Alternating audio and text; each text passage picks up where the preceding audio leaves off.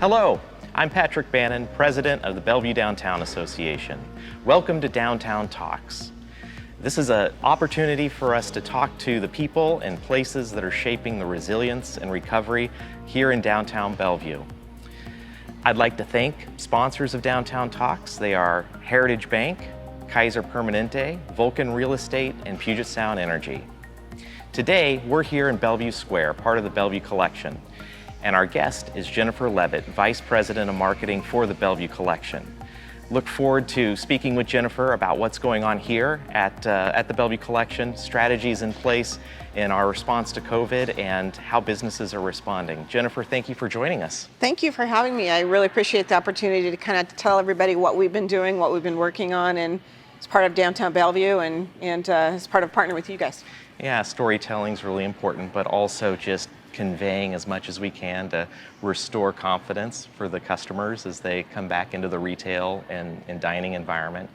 So take us back a little ways, back to when COVID became a reality for us. And then coming back to reopening, what are some of the key things that the Bellevue Collection has put in place to ensure we're all safe and healthy? Sure. So, having been here for as long as I have, I've never seen anything like this. And certainly leading up to it, even before we closed down, which we never thought would happen, of course, we were already working really hard on making sure that we were following best practices. We wanted to be the industry standard for what was going on in the shopping center and in any gathering space like this. So I have to give a lot of kudos to our ops team, who really went out to try to find really hard to get product to begin with at that time, but how do we get medical grade, how to talk to our partners at the hospital to find out what we should be using. We also did something that I haven't heard many people do until more lately, which was early on we had a consultant that was an industrial hygienist. And what we wanted help with was, what should we be using? What are our cleaning practices that we should be doing? And what happens when we have a positive, if we do? And what's the process? And how do we certify the cleaning to give people confidence in what we're doing? And to me, that was one of the really big steps that helped, as well as we started swabbing to check all of our properties. And we continue to do that today, which is, again, something that I don't hear a lot about, and it is hard to test yourself like that. But we certainly felt like that would give us the information we needed to feel like we were doing the right things. Since then, that was kind of before closing even. We started all of that. We have hotels, residential, shopping center, we've got office space. So we had a lot of different gathering spaces that we wanted to make sure that we were bringing the best to. So putting those ideas together was kind of the beginning. When it looked like we were going to be closing, that was kind of a whole different story, having never been there before. Certainly that was a big communication and a reassurance of our stores. We, as everyone did, thought it would be for a lot shorter time frame. And, I remember the day we closed. I was here the day we closed because, we weren't really quite prepared that day that was going to happen. Things were happening very quickly. And I had just a small group of team members with me, because we had already started splitting up our office in case to prepare if someone got sick. How do we keep running the place, type of thing. And that was kind of a late night getting the website, up to speed. And I remember walking out that night. I park on a top level and I see kind of all of downtown Bellevue, and it was a beautiful night. And it was really surreal walking out. This has been my home for 35 years. And none of us recognizing that it would be for so long. But I can tell you the next morning, we all woke up going, okay, how do we reopen? What's our plan? And that kind of then launched not only the communication process of how do we keep the place clean, but also how do we give people hope? So that was really that first day, that was, our team was on a call, and it's like, okay, let's start talking about opening. What do we need to do? Took longer than we thought, but certainly it was a process. Yeah, my family, we've had an opportunity to come down and shop and enjoy the Bellevue Collection since reopening. But for those who may be coming down for the first time, what will they see that is new and different or changed because of COVID and the situation we're in? It's interesting. Some of the most important things that we've done, they won't see, which is a good thing, but we want them to know they're there. So all the things that you would expect a business to do are there. cleaning high-touch surfaces. You should see a lot more cleaning staff than maybe in the past. Additionally, you'll see all those dots on the floor that tell you where to stand, because that's very important to assist our stores. All the stores, as well as the center, does have an occupancy based on the state mandate. And so they will be managing lines outside the store, and people are being really great about keeping distance and making sure that they're being respectful of each other, which is really helpful. And then the things that you won't see are the things that we've done that are more infrastructure, that are, especially as we've learned more about the virus and about what we could be doing to, again, raise our standards. One of the things that we did before we opened was really work on our HVAC system and start to use the technology with the UV lights. So all of our HVAC, not only are we working on full air flushing and that type of a thing, and 100% air, which isn't normally what you would do, we also added all the UV lights to all the common areas to really help people feel better about the air circulation that they have. We're very fortunate to be in a really, 2-level, it feels very spacious, that kind of thing. So I think that is very helpful for us. And we just completed a project at the end of October, which is to actually use UV lights on all of the escalator handrails throughout the collection. So again, still a touch surface. We want people to feel comfortable, but you won't see that. You'll see the little sticker on the escalator that says that it's there. In terms of the common area, there's a lot less seating. It's really minimal seating. It's there to make sure if someone needs to sit down, they can, but everything's distanced. Our dining areas are supposed to be for customers from the same family. That actually just lifted a little bit, I think, for restaurants. But that was kind of earlier on. But certainly our tables are maybe 3 tops or 2 tops. They're separated quite a bit from each other. We don't have a food court, so that was not a big issue for us. You'll see the lines outside the stores, which is kind of an interesting thing. Lots of signage telling you how we're trying to keep the place clean, and we want people to feel safe and know what we're doing. And the events that our team is really known for have had to change. So you won't see gathering events on the common area. Yeah, I think that's been one of the conundrums for destinations downtown for our own work, is that our work is to invite people, as many people as possible, to come down and experience and enjoy what is offered. So when you're looking to the marketing strategies and getting the word out to customers regionally, what has changed in your marketing mix and strategy as you invite people to come down to the Bellevue Collection? Everything. Everything has changed. That was probably the biggest challenge that first month with my team. I luckily have a large team for a shopping center, and a big piece of our marketing really comes down to bringing people together, and we had to really rethink that. We'd start down the road and then go, oh wait, no, we can't do that. And so it really did take a bit of a moment to rethink how to engage people and how to give people hope and entertain people without causing an opportunity for gathering. And so from an event perspective, everything became much more drawn out, where there was no live performances. Obviously the live performances had to go away. But we could still inform people. We did some things for Fashion Week that we had an opportunity to then really focus in on local designers of color and did an exhibit. So we do more exhibit work than we do event now. We can't do those. So we've kind of pivoted to try to tell more stories through things that people can come and see on their time frame, and still have that opportunity to bring that information to customers and something that they'll enjoy. Fashion Week, we went all digital. That was an interesting thing. I have to say that was a whole new experience for all of us, and we felt like it went really well. And I have to say there was a lot of support for Bellevue LifeSpring was our beneficiary, and people really stepped up to help and buy tickets for that, because we give 100% of the tickets to them. We had to rethink the whole restaurant when we first closed. We had to act really fast in order to try to push off into the takeout world, which is not necessarily what we're known for. We have a dining district, and And I have to say that the restaurants did a really great job at their end of trying to innovate, and then our job was to try to get that word out really quickly. We really felt the time pressure there because people, restaurants were not going to be able to stay open if people weren't coming in for takeout. And so we did a program called Do Good with Dining, and it raised money for Bellevue LifeSpring. I think the Merchants Association ended up donating about $56,000 because so many people came in during that time period and did takeout, and that was just our start into the closure. So I felt really good about where things would eventually end up because the community really came out and supported the restaurants that were doing takeout. So yeah, that's great.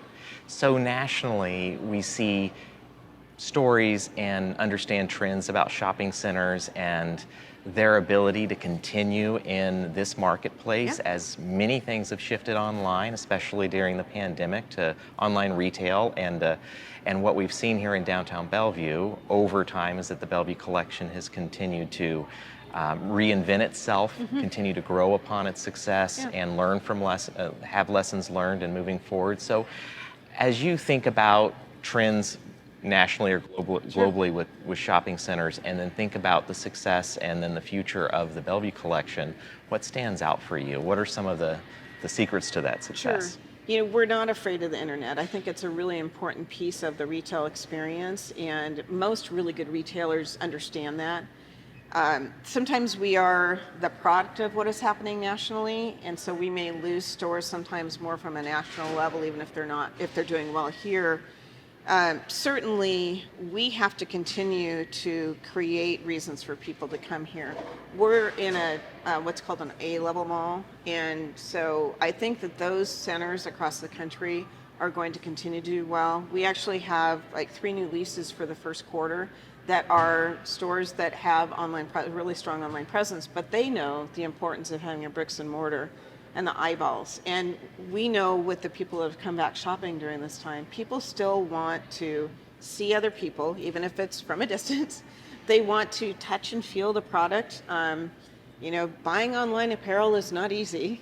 There's a lot of returns that come with that. And so people still like that experience, being able to try it on or touch or feel it or talk to a knowledgeable salesperson. So I think that centers that continue to not be commodity, with their retail, and tend to understand their target market, what the customer's looking for, making sure that you're bringing fresh and new here. We have about 5 pop-ups this holiday season.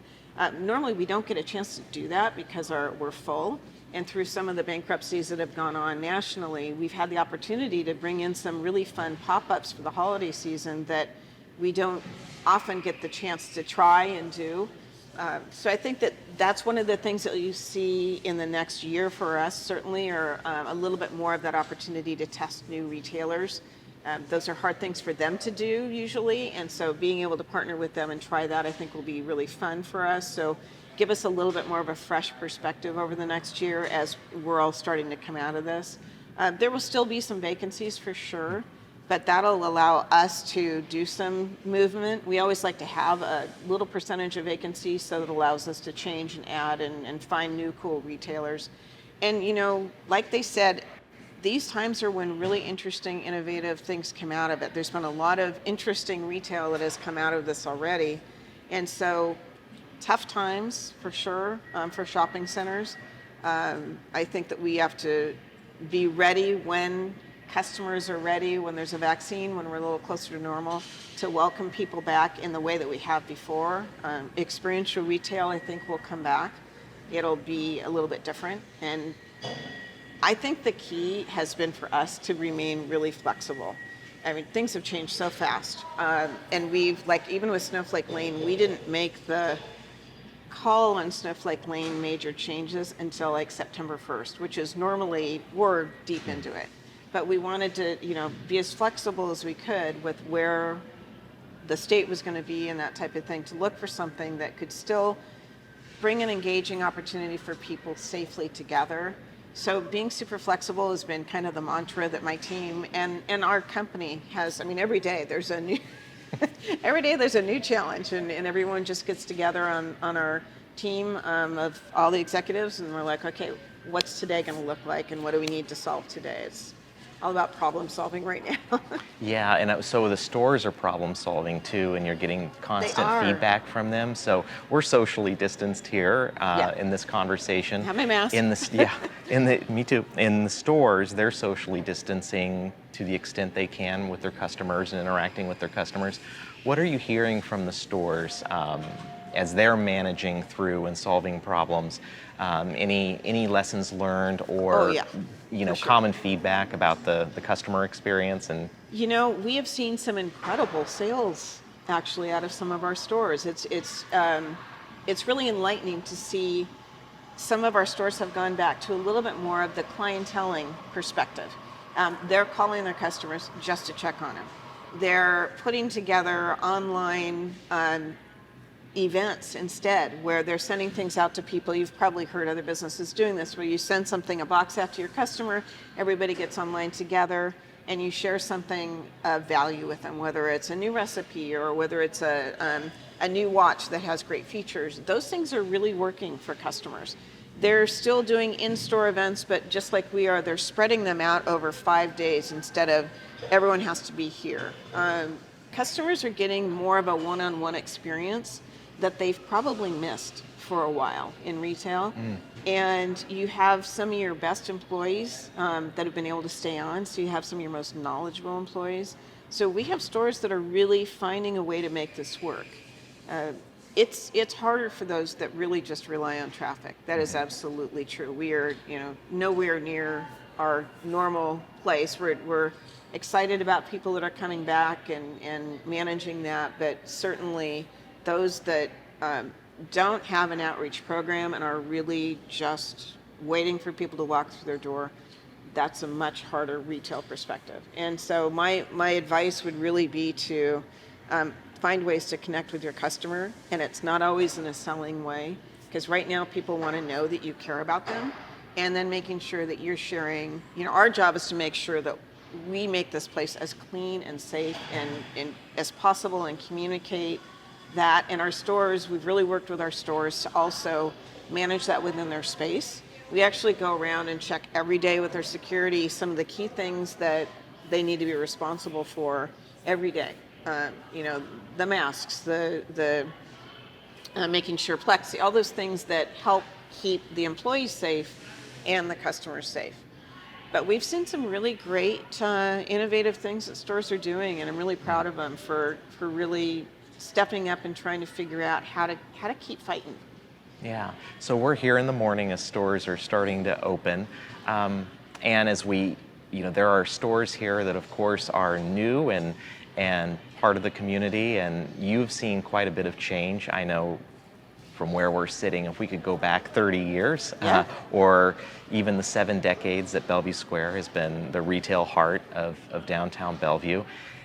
In thinking about the marketplace that the stores here serve, the restaurants serve, and getting the word out, how would you characterize the marketplace for the Bellevue Collection?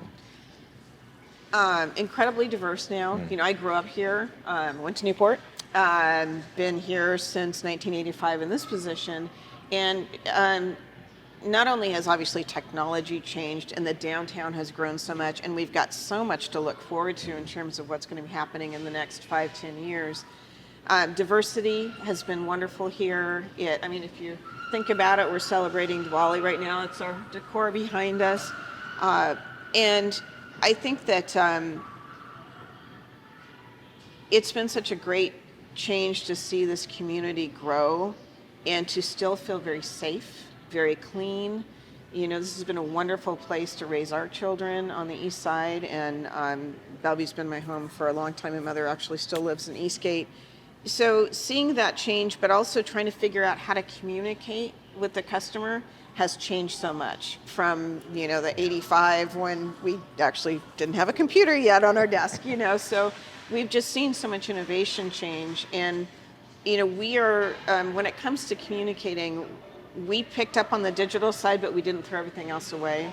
We've got great partners here in Bellevue through 425 Magazine, and I have to say that when it came to trying to get the word about the restaurants, and what was happening with the takeout, we called on local partners to say, hey, time's of the essence, we need some help. And it was over a weekend, and it was 425 Magazine, Bellevue Downtown Network, Bellevue.com. We said, can you help us with this? Because, we need to save our restaurants. Restaurants is such a big part of Bellevue, not just ours, but all of them. And so seeing that community connection, I used to come here as a little kid when it was open air, and that sense of community is still here and not easy to find. There's still a core here. Some cities don't develop that core, and I really feel like we still have that sense of downtown community, and between the park across the street and everything that's going on the street development, it just feels like such a vibrant place to be. We feel so blessed to be here as a company. I know Kemper feels, he always talks about how lucky we are to be where we're at, and to the community that we're here. Sorry, long answer. I don't know if that quite. It does. I think it speaks to just where we are at this point in time, where we're needing to adapt and bring other people along and support new ways of doing things to get the word out, for sure. So thinking ahead, I think our organization is looking at the holiday season differently and inviting people to do different things instead of ice skating in the park. Yep. I know that the Bellevue Collection has made some changes to Snowflake Lane. So for those of us who are looking forward to having a retail and dining experience during the holiday season, sure, what can we look forward to at the Bellevue Collection this holiday season? Sure. Well, Snowflake Lane, that was probably the hardest thing to change. And like I said, we held out quite long just to see where we would be at, because it is an outdoor function. But we really felt like, for the safety of customers or performers, that we really needed to change it. So it really has become more of a light and stroll through, drive through. It's almost back to what it was 16 years ago when we first started. The road was open. It was a drive through or walk through experience. There'll be the lights on the buildings. There'll be kind of just like in the Northwest, it might snow every once in a while, but you won't know when it's going to snow. It'll be intermittent, but kind of fun, mm-hmm. and kind of magical. We know that whenever we're testing the snow right before the season, it's always fun to look out the window from our control room and start the snow, and people, suddenly start looking up. And so we wanted to have that kind of fun experience for people. But certainly, we're asking people to, it's outdoors, but wear your mask, social distance, but come and enjoy a stroll through. It's actually now pushed from 5 to 9 in terms of when the lights and some music will be on. So you can actually come and dine. The restaurants need us to spread out. With their occupancy levels, that needed to be a spread out experience. And so this allows for people to come when they're comfortable. Obviously, with Snowflake Lane, it used to be quite a large group, and that's not what we're trying to do. We just want to give people in downtown Bellevue a chance to have a little bit of a light experience as they come to do things in downtown Bellevue. We've only had one night that we haven't had Snowflake Lane in 16 years. We've gone through snow, we've nightly snow, and not even our snow. We've that big windstorm that we had. Only one night when we didn't have power here at Bellevue Square, so we couldn't power the show. And all those kids showed up the next night. And I think that's one of the things that was the hardest for Kemper when we had to make this call to change the show so dramatically, was not being able to have those kids. This was so important to them. He's had so many parents come up and talk to him about what a difference the show made to their kids, who may have been more introverted at school or something like that. And this performance opportunity, they kind of found their people together, and he'd had parents that were like, this was a game changer. It's also a first job for a lot of kids. So recently I was sitting across the table from him, we're kind of talking about what we had to do to change. And that was his biggest sad moment, was mm-hmm. that was going to get lost this year. And he just felt so bad for the kids.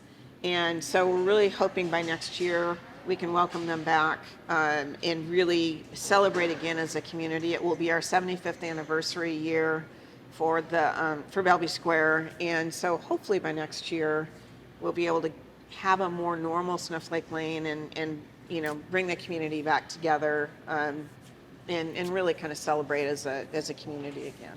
Yeah, well, it is so important the Bellevue Collection has been about the customer experience throughout its time in serving customers, but in doing that, it's created community in new and different ways. And I think that's, I don't know if it's a silver lining or a byproduct, but certainly through Snowflake Lane and other initiatives that have celebrated who we are and what we have has been an important part of the customer experience. So as we wrap up and look forward to the holiday season, what additional words would you like to share with our audience? Is there an invitation or a charge you'd like to share?